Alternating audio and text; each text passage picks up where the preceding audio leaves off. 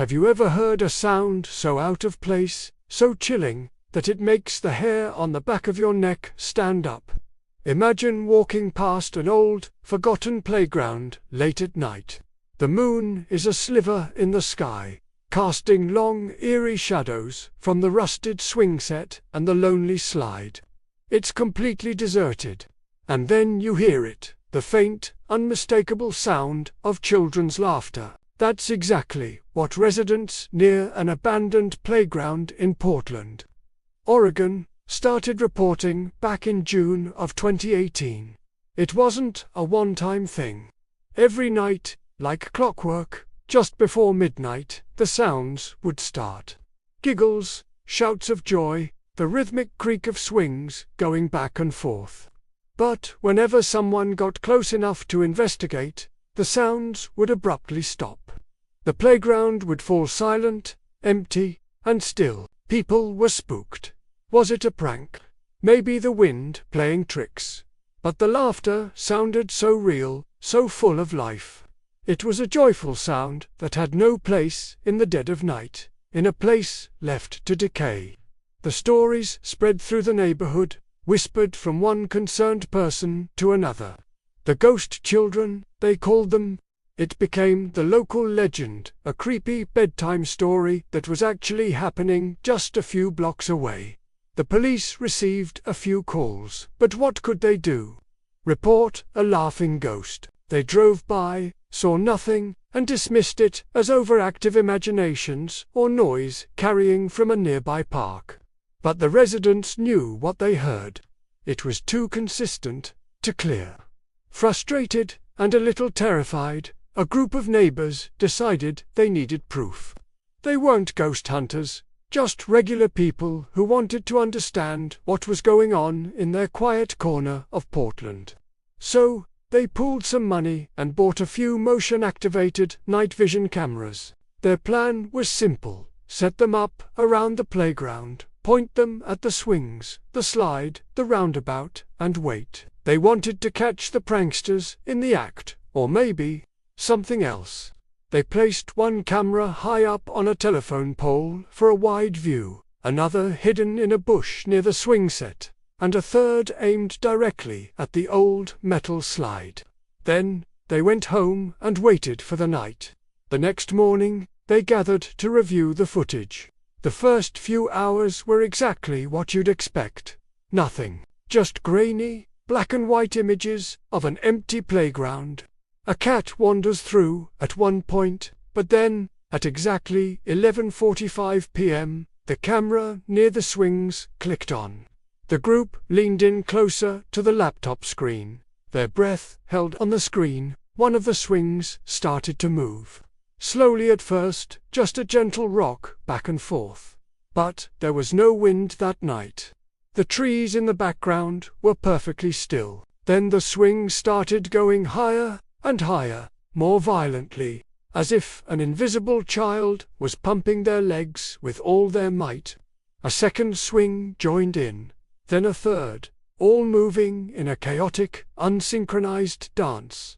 But there was no one there. The seats were empty. A cold dread settled over the group. This wasn't a prank. This wasn't the wind. The footage was undeniable. They checked the other cameras. The one pointed at the roundabout showed it spinning slowly, groaning on its rusted axis. The slide was just still, but the audio picked up the sounds they'd all been hearing. Faint, echoing laughter that seemed to come from everywhere and nowhere at once. For the next week, they repeated the process. Every night, the cameras were set. Every morning, the footage told the same impossible story. The swings would soar, the roundabout would turn, and the disembodied laughter would fill the air. The residents were beyond scared now. They were fascinated. What was this phenomenon? Were they really capturing proof of the paranormal? They became obsessed, watching the footage over and over, trying to find some logical explanation. They noticed patterns. The activity always started at 11:45 p.m. and ended precisely at midnight. It was always the swings and the roundabout. The laughter was always the same, a mix of boys' and girls' voices. They tried to enhance the audio, hoping to make out words, but it was just pure, joyful, and utterly terrifying laughter. They even went out one night during the event, holding their phones up to record. But, as soon as they stepped onto the playground's edge, everything stopped. The silence was deafening. On the 10th night, they decided to change their strategy. They felt like whatever was there knew it was being watched from a distance. So they moved one camera. They placed it right at the bottom of the slide, looking up. It was a riskier spot, more likely to be found, but they hoped this new angle might reveal something different, something more. The next morning, the mood was tense as they gathered the memory cards. They saved the slide camera for last. First, they watched the familiar, chilling dance of the empty swings. The same laughter, the same unnatural movement. It was horrifying, but it was a horror they were getting used to. Then, it was time. They slotted in the card from the slide camera. The footage started. The view was strange, looking up the dark metal chute of the slide towards the night sky. For the first few minutes, nothing. Then, at 11:45 p.m., the audio picked up the familiar giggles. But on screen, there was no movement.